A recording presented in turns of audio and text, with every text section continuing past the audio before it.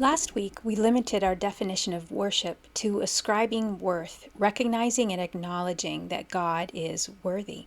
And we focused on His holiness, which we defined as Him being separate and apart from us and the rest of creation. This week, we're going to expand on both of those. The word worship in both the Hebrew and Greek means to bow down. Bowing is a cultural expression of deference, a recognition that the person is greater, more important, of greater significance than the one bowing. In some cultures, even today, bowing is expected, such as when greeting, and the person who bows the lowest is bestowing great honor on the other person. In our culture, bowing is not something we do. In fact, we would even say that we fought a war so that we would not have to bow to anyone. But that attitude of non-deference should not carry over into our worship. Our challenge this week is to practice bowing in worship. It is, first of all, an attitude. Do we come to God with an attitude of respect and honor, worthy of His greatness?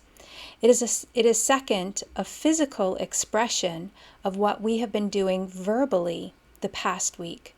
We have been expressing our worship to God through our words, ascribing worth to Him by what we have been saying and singing. To bow down is to do the same thing, only with our bodily posture. So this week, we want to approach God with an attitude and posture of worship, of bowing down. Our traditions that might fit into this are kneeling, which is a posture of humble submission, and bowing our heads. In the Bible, bowing might involve knees, hands, even faces to the ground. Certainly, if the Spirit leads you to worship in that way, then by all means do it. But I would at least like us to be thinking about our attitude in worship. Is it one of bowing before God? And when we kneel or even just bow our heads, can we reflect on that physical position and let it become a conscious and deliberate act of bowing in worship? And this week we're going to expand how we think of God. Last week we reflected on His holiness, and this week we are going to add His love. In the Wesleyan tradition, we talk about God's essential nature being holy love. Last week, the holiness was the separateness of God, but it was hard to focus on that exclusively because God is such a relational God, that is, a loving God. If God were only holy, then we would have no occasion to come to know Him. We would not even know that He existed, let alone if He were bad or good, evil or kind.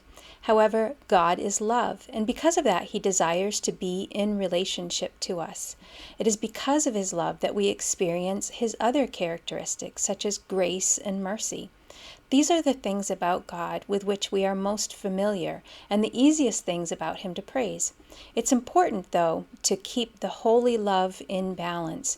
Too much holiness and God is too far away, too impersonal, too uncaring, too distant to really be a part of our personal worlds.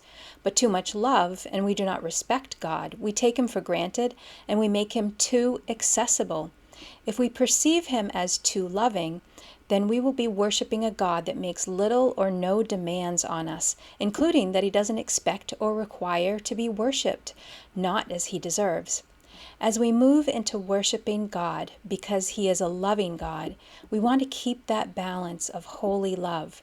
This will help our worship all the more when we consider that such a separate, apart from us God did not desire to remain so, but in His love He reached out with the offer of relationship.